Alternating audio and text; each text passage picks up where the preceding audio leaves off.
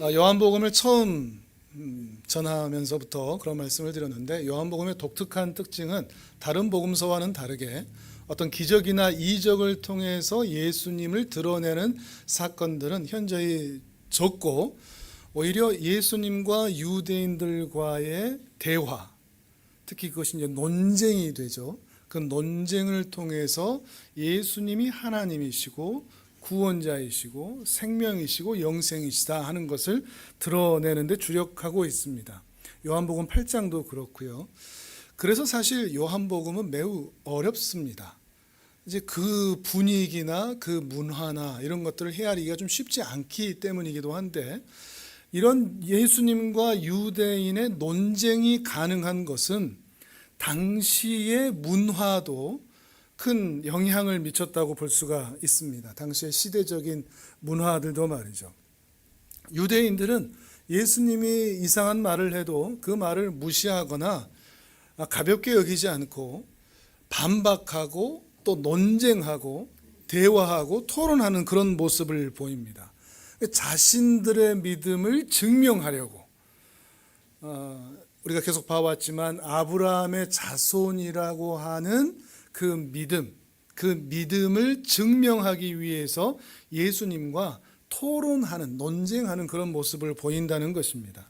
물론 결국에는 예수님을 부인하죠. 받아들이지를 못합니다. 그리고 예수님을 죽이려고 하는 그런 모습을 보게 되지만 말이죠. 이게 당시 문화와 굉장히 연관이 있다는 겁니다. 조금 어려운 이야기들, 우리가 많이 들어보지 못한 이야기들 조금 해본다면, 저도 자세히는 모르니까, 철학이라는 단어가 필로소피, 영어로 하면 그렇게 되는데, 지혜를 사랑한다라는 뜻입니다. 지혜를 사랑한다.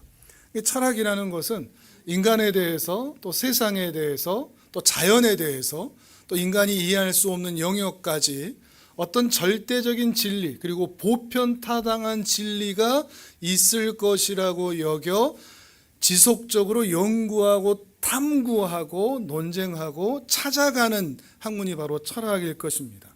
그래서 세상의 근원에 대해서,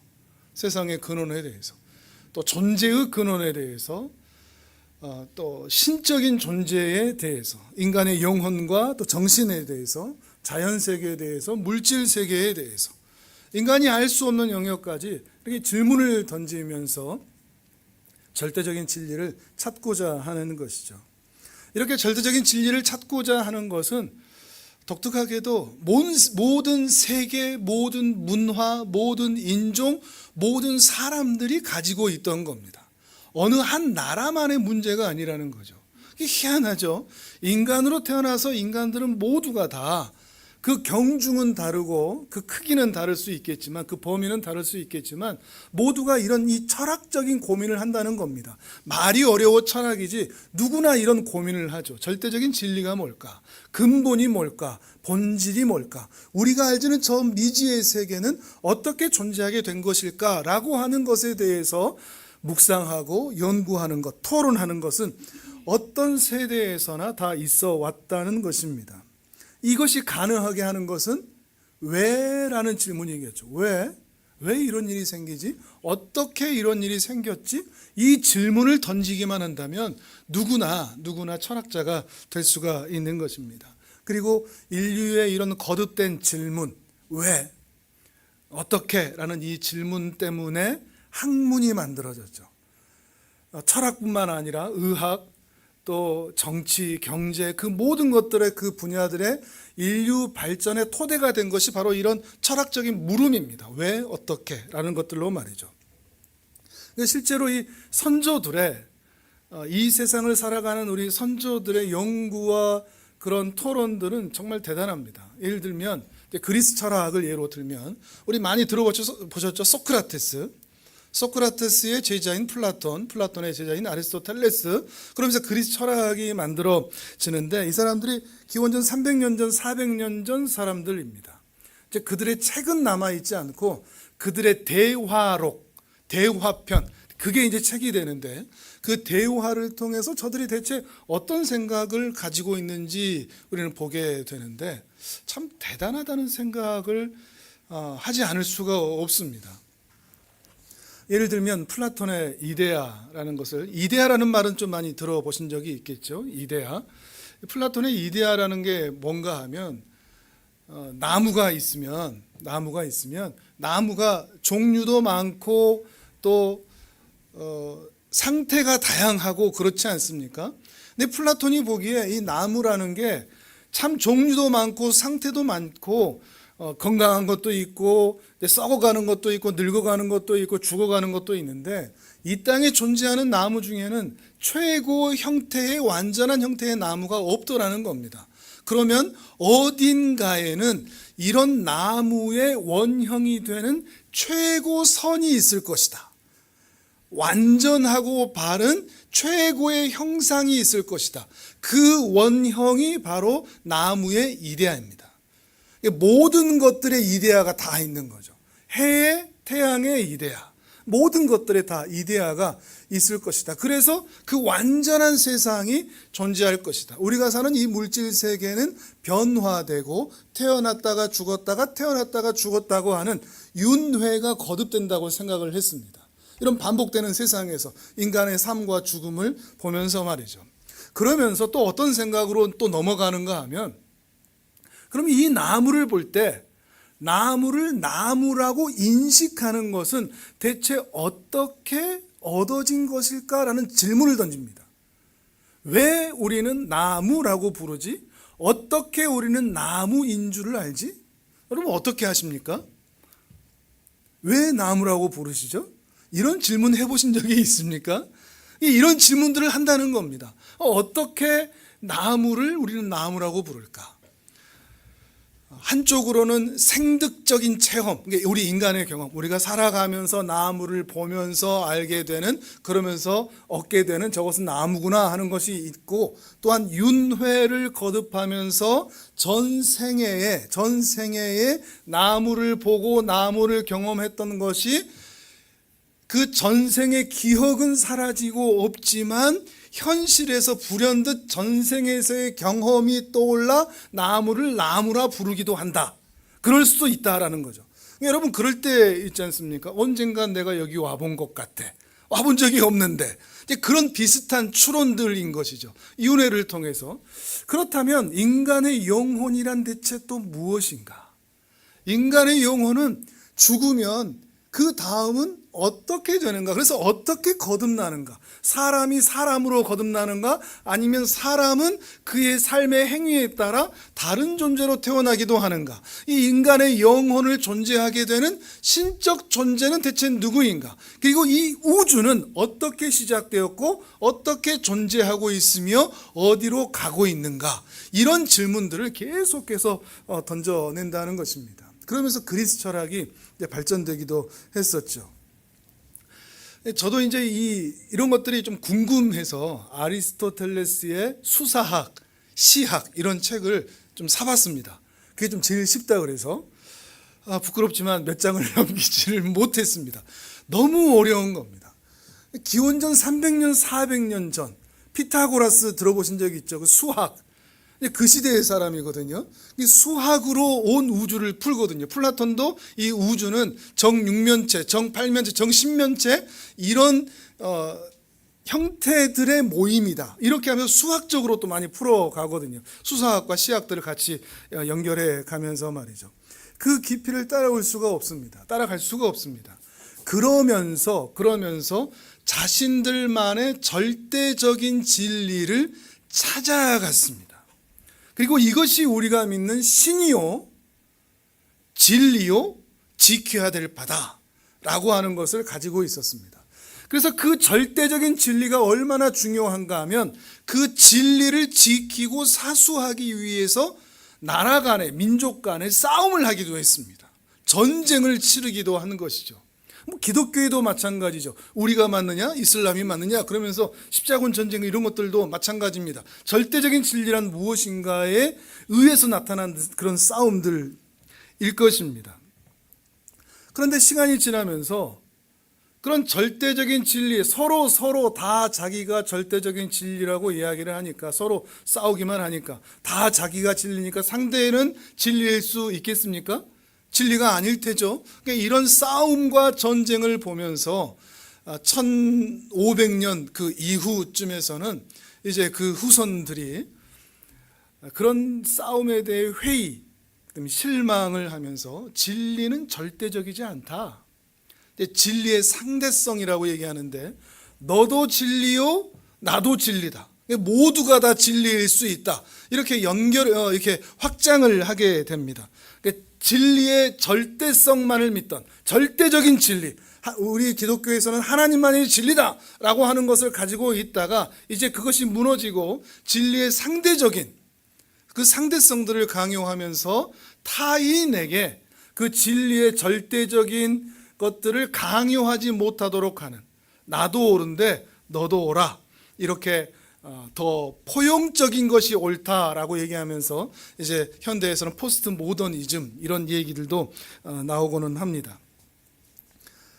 그런데 이제 그렇게 진리의 절대적인 진리 그리고 상대적인 진리로 오다가 지금 현대는 이 진리에 대해서 어떻게 말하느냐? 탈진리의 시대 그럽니다. 이게 무슨 말인가 하면 진리란 없다입니다. 없다. 관심이 없다는 겁니다. 진리에 대해서 아예 관심이 없는 겁니다. 세상은 어떻게 존재하는가? 인간은 어떻게 태어나고 죽는가? 또 신은 존재하는가? 라고 하는 이런 질문 자체를 회피하는 거죠. 회피하는 것이죠. 진리에 대해서 알 필요가 없다고 여기는 겁니다.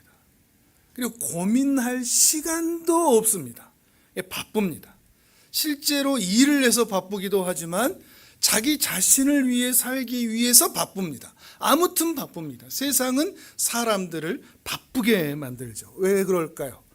질문하지 못하도록 하는 거죠. 왜? 어떻게? 라는 질문들이, 궁극적인 질문들이 사라지고 있는 거죠. 나무가 왜 나무지? 이런 질문은 어린아이가 해야 할 질문 정도로 치부하고 많은 것입니다. 진리만 아니라 사람에 대해서도 그렇죠. 사람들과 깊이 있는 교제를 나눌 필요성을 못 느낍니다. 모든 곳에서 그렇죠. 그것이 가족이어도 또 이웃이어도 또는 교회의 성도여도 깊이 있는 대화를 나누고 사람과 교제할 필요를 그다지 느끼지를 못합니다. 혼자 있어도 됩니다. 그리고 그만큼 또한 바쁘기도 하니까요. 다만 내 손 안에 작은 컴퓨터만 있으면 됩니다. 노트북이 있거나 인터넷이 되거나 게임만 할 수 있으면 됩니다. 세상은 이러한 사람들의 심리를 알고 내 손 안에 있는 작은 컴퓨터 안에 있는 내용들, 컨텐츠들을 더 재미있게 만들어갑니다. 더 자극적으로 만들어가고 감동적으로 만들어갑니다. 문제는 뭔가 하면 그 재미있는 요소들이, 자극적인 요소들이, 또 감동적인 요소들이 진리냐 아니냐 또는 참이냐 거짓이냐 이건 중요하지 않습니다. 진짜냐 아니냐는 중요하지 않습니다. 우리가 유튜브를 보든 영화를 보든 드라마를 보든 이게 실화냐 아니냐, 이게 진리냐 아니냐, 이것은 그다지 중요하지 않게 생각한다는 겁니다. 재밌냐, 흥미있냐, 오늘 내 시간을 보낼 수 있냐, 내 생각을 대변할 수 있냐, 소위 가짜 뉴스여도 상관이 없는 겁니다. 가짜로 조장된 감동적인 이야기라도 기독교에 대해서 알릴 수만 있다면 상관이 없습니다. 그런 마음들도 있는 거죠. 진리냐 아니냐, 참이냐 거짓이냐 이건 중요하지 않습니다. 내 주장을 대변하느냐, 나를 자극시킬 수 있느냐, 나를 만족시킬 수 있느냐, 이것이 더 중요하다는 것입니다. 진리에 대해서 무관심한 세대가 되어 있다는 것이죠. 실제로 이것이 우리의 현실에 와닿아 있는데 전도를 할 때 보면 그렇습니다. 전도를 할 때 예전에는 예수님은 죽으셨고 부활하셨어요. 예수님이 하나님이신데 우리를 죄를 구원하시기 위해 이 땅에 오셨어요. 그러면 상대편에서는 어떻게 하죠? 예수님이 하나님이라는 증거를 대봐라. 기독교를 믿으면 뭐가 좋냐? 정말 하나님이 계시냐? 이런 대화가 됐습니다. 토론이 됐습니다. 믿든지 안 믿든지, 받아들이든지 받아들이지 않든지 어떻게든 토론이 됐습니다. 기독교가 정말 참된 종교냐? 근데 어느 순간부터 전도를 하다 보면 어떤 반응이 나오는가? 강요하지 마라, 이런 얘기가 나옵니다. 자식들이어도 강요하면 안 돼. 당신의 종교를 왜 나에게 강요하느냐? 기독교도 괜찮고 불교도 괜찮고 무속신앙도 괜찮고 그런 종교가 없더라도 내가 착하게 살면 되는 거 아니냐? 그러니 당신이 믿는 기독교를 강요하지 마라. 그래도 여기까지는 대화라도 됩니다. 거부하더라도 논쟁이라도 됩니다. 그런데 요즘은 어떻죠? 전도라는 걸 해보고자 하면 고개를 숙이고 핸드폰만 봅니다. 고개를 숙이고 핸드폰만, 영상만 봅니다. 무관심한 거죠. 관심이 없다는 겁니다. 듣지 않겠다는 겁니다. 그런 종교에 대한, 진리에 대한 이야기보다 내가 현실에서 누릴 수 있는, 내 손에 잡힐 재미, 즐거움, 자극, 이게 더 중요한 겁니다. 미래가 어떠하든, 인간의 존재가 어떠하든 오늘 내가 놀고 재밌게 살 수 있는 이것만 중요할 뿐입니다. 이게 이 시대의 이야기라는 것입니다. 자, 여러분은 이제 어떻습니까? 이건 단순히 세대 차이를 얘기하는 게 아닙니다. 여러분은 성경에서 말하는 하나님이 하나님이시요 예수 그리스도를 통하여 우리를 구원하셔서 하나님의 나라를 완성하셨다고 하는, 회복시키신다는 이런 절대적이고 보편적인 진리를 믿으십니까? 아니면 여러분은 이 시대 사람들처럼 기독교도 좋고 불교도 좋고 무속신앙도 괜찮고 그리고 착하게 잘 살면 괜찮다고 얘기하는 종교적인 그런 상대적인 진리에 대해서 좀 열려있는 생각이십니까? 그것도 아니면 핸드폰만 그냥 보고 있습니까? 게임만, 인터넷만, 드라마만, 영화만 보고 있습니까? 이건 단순히 종교가 있느냐, 예배를 드리느냐, 교회를 다니느냐 이런 차원의 이야기가 아니라 여러분의 속사람은 이 진리에 대해서 어떤 관점을 가지고 있느냐, 그리고 절대적인 진리에 대한 질문과 대답을 가지고 있느냐, 이 말씀을 드리는 겁니다. 왜 이렇게 좀 서론이 길게 이야기하는가 하면 당시 유대인들 때문입니다. 당시 유대인들이 논쟁이 가능했던 것은 당시의 문화와도 연결이 된다고 했었죠. 이들은 집요하게 예수님이 틀렸고 자기들이 옳다는 것을 증명하기 위해서 예수님과 끊임없이 논쟁하고 반박했습니다. 자기들이 아브라함의 자손으로서 절대적인 진리를 가지고 있다는 확신이 있었기 때문에 그 자부심 때문에 아브라함의 자손이라는 것에 대해서 반기를 들고 반감을 가지고 있는 예수를 오히려 불쌍히 여기고 예수를 전도하기 위해서 논증하고 있다는 것입니다. 좀 다른 시각이죠. 우리는 늘 예수님 편에서만 생각을 하니까요. 그런데 유대인의 편에서 보면 조금 다르게 볼 수도 있다는 것입니다. 유대인의 편에서 보면 예수님은 아브라함의 자손이라는 자긍심이 없는 불쌍한 유대인 또는 사이비 가짜 메시아, 이렇게 보일 수밖에 없었던 것이죠. 대화 자체가 그렇습니다. 대화 자체를 확인해 보시면, 자, 우리 8장을 다시 한번 확인해 봅니다. 성경을 보시면서요 31절에서 36절까지 한번 읽어보겠습니다. 예수님께서 뭐라고 말씀하시는지, 그리고 우리는 이 말에 대해서 당연하게 예수님의 말씀이니까 옳다라고만 볼 것이 아니라 우리가 이것에 대해서 진리를 탐구하는 철학자처럼 왜, 어떻게? 라는 질문을 던지면서 읽어보면 좋겠습니다. 자, 31절에서 36절까지 같이 읽어봅니다. 시작. 그러므로 예수께서 자기를 믿은 유대인들에게 이르시되 너희가 내 말에 거하면 참으로 내 제자가 되고 진리를 알지니 진리가 너희를 자유롭게 하리라. 그들이 대답하되 우리가 아브라함의 자손이라 남의 종이 된 적이 없거늘 어찌하여 우리가 자유롭게 되리라 하느냐. 예수께서 대답하시되 진실로 진실로 너희에게 이르노니 죄를 범하는 자마다 죄의 종이라. 종은 영원히 집에 거하지 못하되 아들은 영원히 거하나니 그러므로 아들이 너희를 자유롭게 하면 너희가 참으로 자유로우리라. 아멘. 유대인의 눈에는 말씀드렸듯이 이 예수님이 아브라함의 자손이라고 하는 그 자부심이 없는 이 예수님이 참 한심하게 보였을 것입니다. 그리고 오만한 독선적인, 자기를 믿어야 하나님의 백성이 된다고 말하니 이 오만한 사람이라고 생각을 했을 것입니다. 요즘 시절 같으면 이게 더 이상 대화가 되지를 않습니다. 사이비 교주처럼도 보이니까 나를 믿어야 너희는 영원히 산다, 죽지 않는다, 이런 말을 하기 때문입니다. 또 무례하게 들리거든요. 죄를 범하는 자마다 죄의 종이다.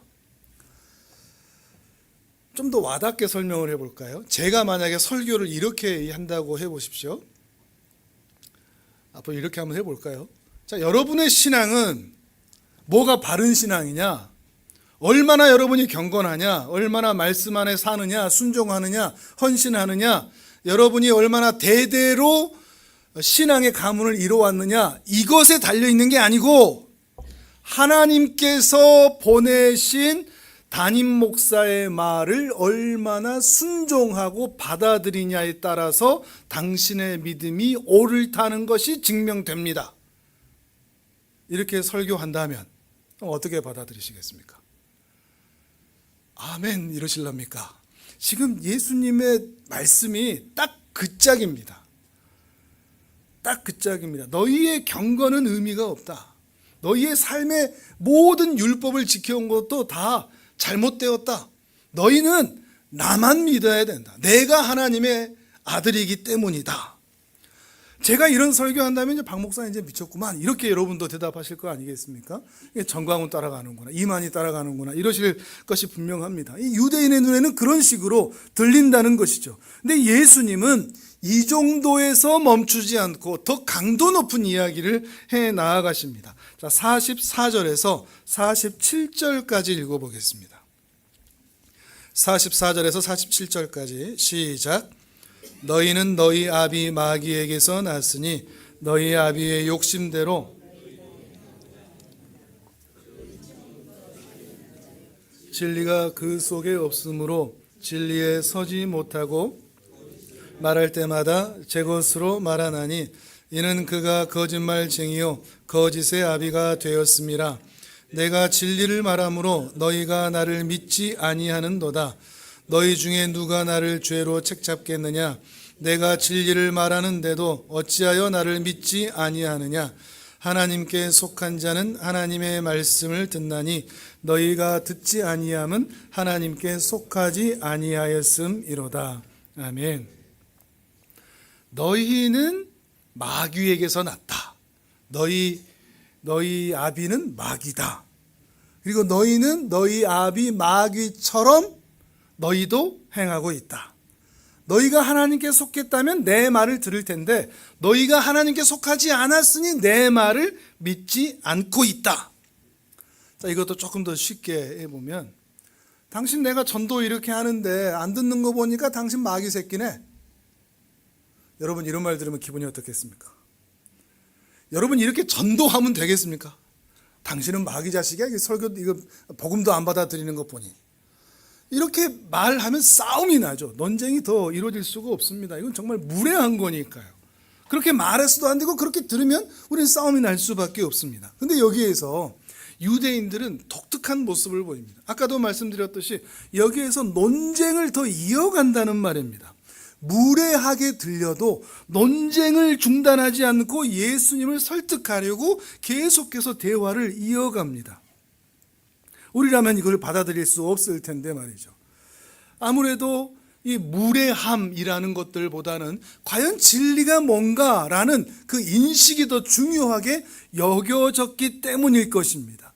내 감정이 상처를 받았냐, 저 말이 무례하냐라고 하는 것보단 절대적인 진리는 대체 뭐냐라는 이 인식이 훨씬 더 강하기 때문에 이들은 대화를 중단하지 않고 있다는 것입니다. 물론 이들이 가지고 있는 믿음이, 그 지식이 잘못된 지식이었다고 할지라도 그들은 진리에 대하여 반박하고 알아보고자 하는 그런 마음들이 분명히 있어서 예수님께 이렇게 따지고 있다는 것이죠. 그래서 또 묻습니다.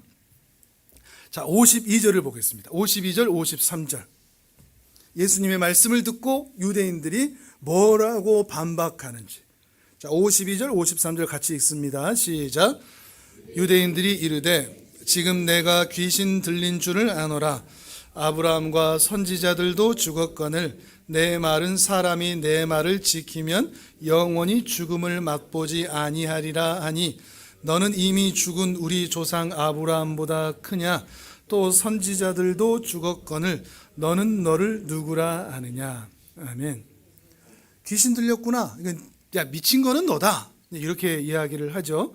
같이 맞불 작전인지는 모르겠는데 귀신은 네가 들렸다 이러는 겁니다.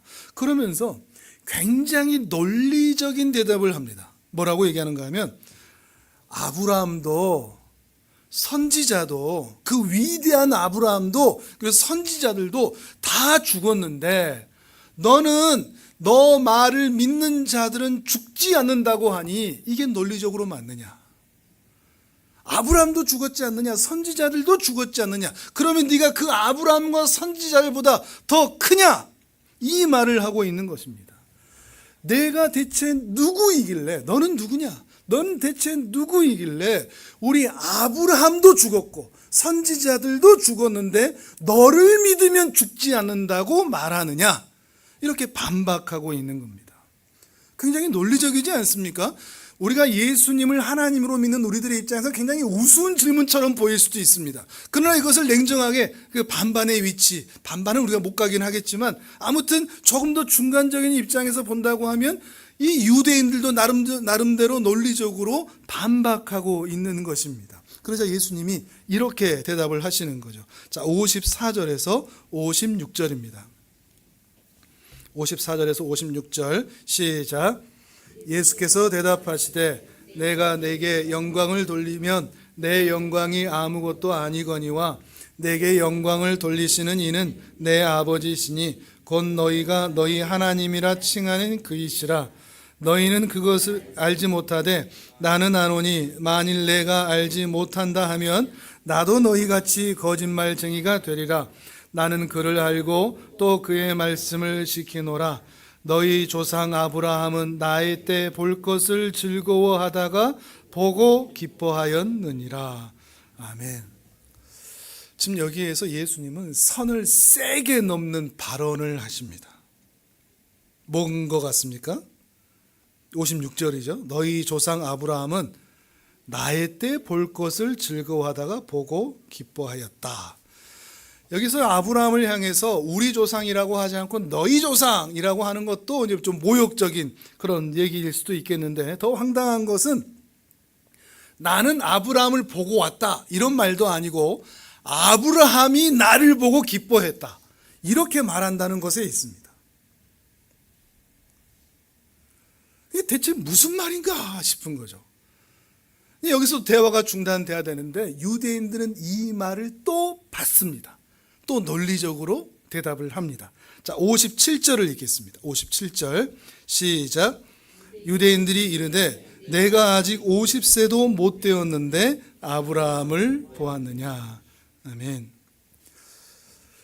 이 말은 우리가 볼 때는 참 우스운 얘기인데 50세도 못, 아이고 하나님은 처음부터 계셨는데 라고 생각할 수 있겠지만 이 질문은 매우 정당한 질문입니다. 유대인들에게 또한 이제 예수님을 믿으려고 하는 사람들에게 그리고 예수님이 믿어지지 않는 사람들에게 아니 예수님이 누군데 예수님보다 2000년 전 사람을 만날 수가 있는 거야? 할 법한 질문 아닙니까? 우스운 질문이 아닌 겁니다. 예수는 도대체 누구길래 예수님보다 2000년 전 사람을 만났고 그 2000년 전 아브라함이 우리보다는 4000년 전이죠. 2000년 전 아브라함이 예수를 보고 기뻐했다. 이 말이 대체 무엇인가? 라는 질문이기 때문입니다. 여러분 여기서 어떻게 대답하시겠습니까? 누군가 여러분에게 와서 이 질문을 한다면 유대인이든 아니면 예수님을 안 믿는 사람들이든, 예수는 어떻게 이 아브라함 시대에도 있었어요? 아브라함이 예수님을 보고 기뻐했어요? 라는 질문 여러분 어떻게 대답하시겠습니까?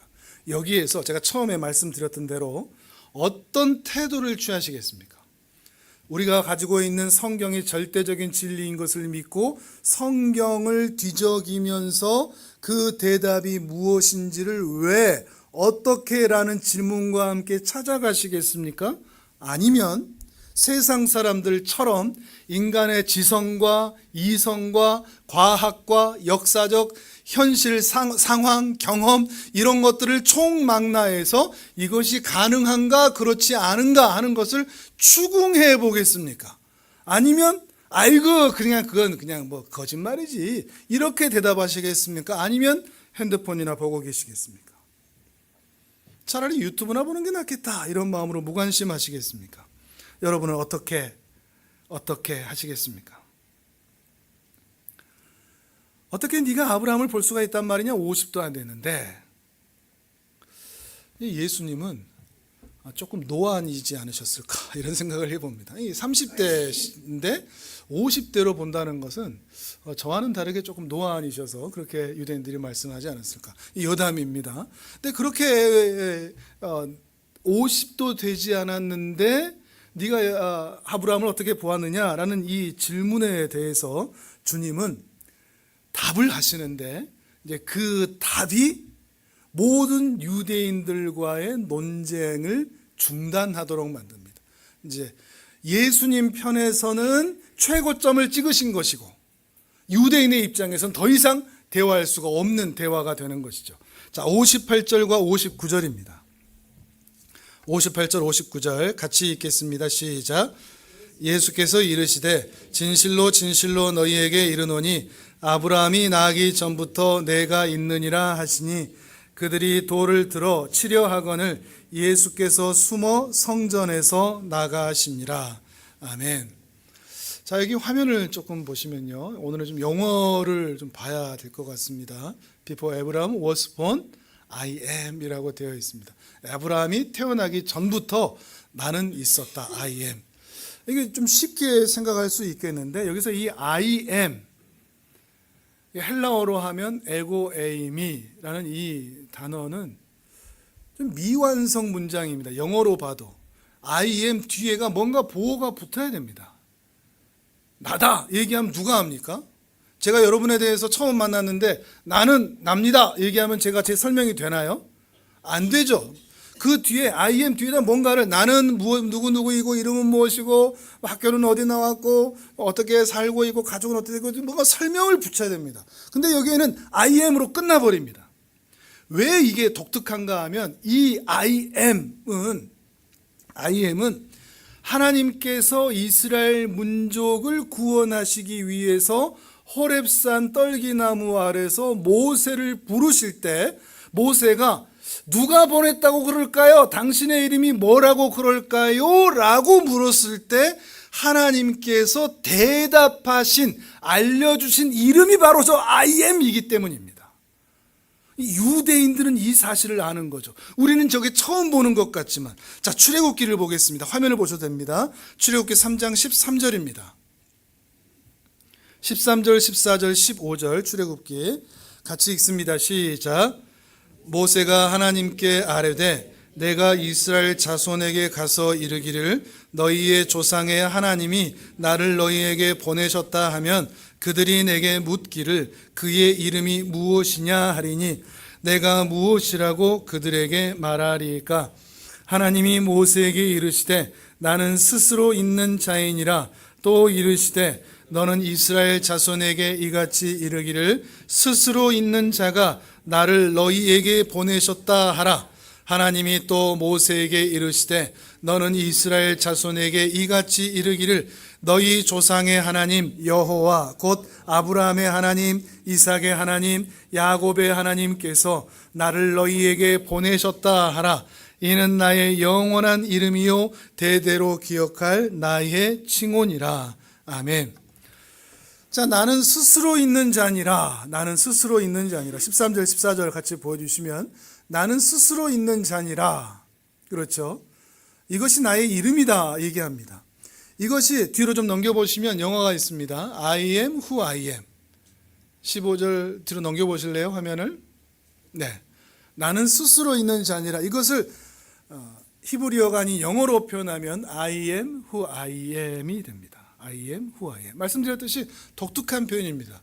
뒤에가 아무것도 붙어 있지 않습니다. 나는 나다. 이렇게 되는 거죠. 어떤 의미가 있는가 하면 하나님은 뒤에 무언가를 설명을 붙이지 않아도 설명되는 분이다 라는 의미와 함께 하나님은 인간이 가지고 있는 단어들로 설명이 될 수 없는 광대하고 아름답고 탁월한 하나님이시다. 스스로 계시고 영원히 계시며 어디에나 계시는 전지전능하신 창조주이시다. 그런 의미에서 나는 스스로 있는 자다라고 표현하고 있다는 것입니다. 여기에서 I am 이라고 되어 있는 이 M, 이것이 히브리어는, 죄송합니다. 오늘은 이 영어든 히브리어든 조금은 좀 말씀을 드려야 될 것 같은데, 여기서 이 M은 하야라는 동사입니다. 하야. 근데 이제 문제는 I am 이라고 알려주신 이 하야라는 동사의 그 이름이, 우리는 여호와라고 15절에서 우리가 이름을 붙이고 있지만, 여호와라는 게 사실 우리 인간이 붙인 이름입니다. 하나님께서는 알려주셨는지 알려주지 않으셨는지는 모르겠지만 인간들이 성경을 필사하고 넘길 때 이 본문을 읽어야 되는데 하나님의 이름이 너무나 거룩하니까 이것을 읽지 않고 넘어가 버린 겁니다. 그래서 자음만 남았습니다. 하야라고 하는 히브리어 자음 4개만 남은 겁니다. 이걸 읽을 수가 없는 거죠. 우리 한글도 그느드르 이렇게 해버리면 읽기가 참 어렵지 않습니까? 거기도 모음이 붙어 있는 거니까. 그러니까 이 후대에 하나님의 이름을 불러야 되겠는데, 하야라는 단어에 아람어인 아도나이라는 게 있습니다. 이게 주님이라는 뜻입니다.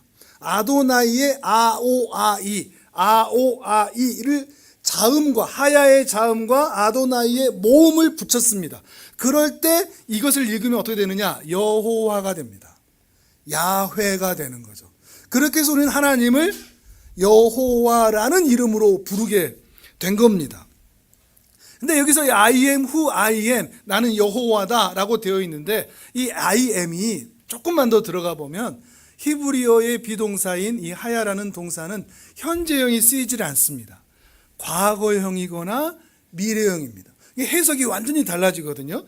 I am who I am을 과거형으로 해석하면 내가 천지를 창조하면서부터 여기까지 올 때까지 내가 지금까지 해왔던 모든 말과 모든 행동과 모든 사역, 또 약속의 성취를 통하여 내가 누구인지를 알 것이다, 이런 의미가 됩니다. 굉장히 포괄적이죠. 그리고 미래형으로 쓰인다고 하면 내가 이제 모세 너를 불러서 이스라엘을 애굽에서 구원하여 가나안 땅으로 들여 나의 약속을 어떻게 실행하는지를 보고서 내가 누구인지를 알 것이다, 이런 의미가 됩니다. 그러니까 하나님은 어떠한 단어로 다 표현할 수 있는 분이 아니라 굉장히 긴 시간과 역사를 통하여 하나님이 하신 약속과 그 약속의 성취를 통하여 하나님이 하나님이신 것을 안다는 것이죠. 그게 여호와입니다. 이 여호와는 그래서 신실하신, 약속의 신실하신 하나님이라는 의미를 가지고 있는 것이죠. 더 독특한 것은 무엇인가 하면, 이것이 미래형으로 쓰였다고 하면 I will be who I will be 라고, 내가 누구인지 장차 알게 될 것이다 라고 했던 그 부분이 마치 포탄이 날아가듯이 떨어져서 지금 바로 여기에서 Before Abraham was born, I am, 현재형으로 떨어지는 겁니다. 그 여호와가 가리키던 내가 누구인지 장차 알게 될 것이다 라고 하는 것을 지금 유대인들과 논쟁하는 예수님이 그대로 받아서 그가 나다, 이렇게 말씀하고 계신다는 거죠. 이해하시겠습니까? 모르시겠으면 나중에 한번 더 들어보시는 걸로. 예수님은 지금 그렇게 받아들이시면서, 그렇게 말씀하시면서 아브라함 앞에 나아갔던, 아브라함을 인도했던 그 인물이 바로 나고, 모세 앞에서 이스라엘을 구원하여 가나안 땅으로 인도했던 바로 그 여호와가 바로 나다.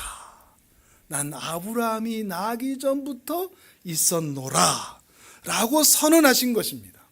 그리고 유대인들은 이 I am이 의미하는 바가 무엇인지, 지금 예수님이 말씀하시는 그 의도가 무엇인지, 그 미래형을 현재형으로 받아서 내가 바로 여호와다라고 말하는 의미가 무엇인지를 알았기 때문에 돌로 쳐 죽이려고 했던 겁니다. 그 의미를 알았기 때문에.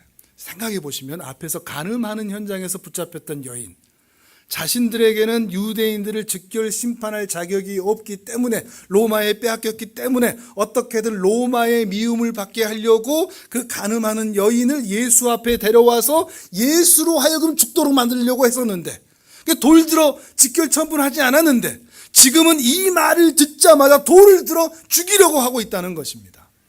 이런 머리를 쓸 그런 생각도 없이 당신이 여호와라고 하는 분노 속에서, 그 당신이 여호와라고 하는 절대적인 진리를 우리는 믿을 수 없다, 받아들일 수 없다라고 하는 거부와 함께 예수님을 죽이려고 하고 있다는 것입니다. 이런 논쟁과 대화가 이어지는 상황인 것이죠. 이런 대화 속에서 유대인들이 실은 하나님을 믿지 못하고 있고 그들이 불신앙 가운데 있으며 참 진리가 왔어도 거부하고 있는 그들의 모습을 드러냄과 동시에 그동안 인간들이 질문을 던져오던, 왜, 어떻게 이 세상이 존재하는가, 사람은 누구인가, 사람은 왜 이렇게 비참한가, 인간의 영혼은 어떻게 되는가, 어떻게 구원받을 수 있는가, 참된 이데아는 무엇인가 라는 그 모든 질문에 해답지처럼 내가 그니라, I am 이라고 선언하고 계시는 장면인 것이죠. 이런 예수님의 자기 증명은 성경을 읽는 신자에게 매우 중요한 논리적인 확신을 줍니다. 그것은 무엇인가 하면 구약과 신약의 연결성입니다. 그리고 통일성입니다. 구약과 신약이 다르지 않구나, 연결되어 있구나. 그리고 계시가 점차 점진적으로 진행되어 가고 있구나, 화살표가 분명하구나, 이런 것을 보여주고 있는 것이죠. 구약의 신약과 연결성, 일관성, 통일성, 계시의 점진성을 보여주고 있는 것이죠. 왜 이것이 중요한가 하면 우리는 성경을 그냥 한 권으로 딱 가지고 있습니다. 그러니까 구약과 신약을 뗄 생각을 하지 않죠. 근데 역사상, 기독교 역사상 이 구약과 신약의 연결성은 늘 논쟁거리였습니다. 지금도 유대인들은 신약을 믿지 않습니다. 이 예수는 7대 선지자 중에 더 좋은 선지자 중에 하나일 뿐이지 메시아는 아니다라고 생각하면서 이 신약을 인정하지 않고 오실 메시아를 기다리고 있죠. 구약만 믿는 겁니다. 근데 또 시간이 지나서 이제 로마의 국교가 된 이후에서는 예수가 하나님이신 것은 믿겠는데 그 예수가 저 이스라엘 작은 나라의 여호와였다고? 이것을 믿지 않아서 구약을 믿지 않은 때도 있었습니다.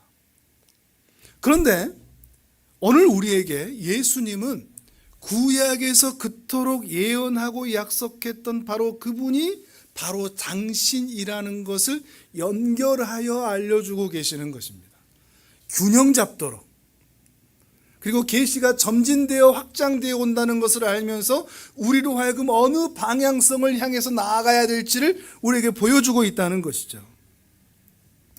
이런 성경의 근거와 예수님의 자기 증명을 통해서 율법과 복음이 예수님의 죽음과 부활을 통해 서로 연결되어 완성되었고, 하나님의 구원 계획은 예수 그리스도를 통하여 구약에 예언되온 대로 다 완성이 되었으며 더 나아가 이렇게 연결되어 있고 점진되어 있으니 예수님께서 하신 모든 약속들도 장차 전부 완성되리라 완성되고야 말 것이라, 주님은 다시 오실 것이고 주님은 하나님의 나라를 완성할 것이라 라고 하는 믿음을 오늘 우리로 하여금 가질 수 있도록 도와주는 것입니다.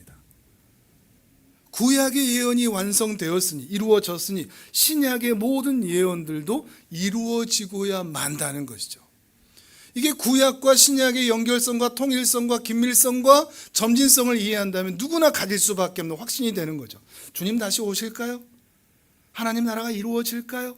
아니요. 이 내용을 믿을 수만 있다면, 왜, 어떻게라는 질문을 통해서, 연구를 통해서, 탐구를 통해서 이 사실을 믿을 수만 있다면, 예, 주님은 다시 오시죠. 구약 백성들도 의심했습니다. 그러나 그 주님은 오셨습니다. 오늘 우리도 의심합니다. 그러나 약속한 그대로 주님은 오시고야 말 것입니다.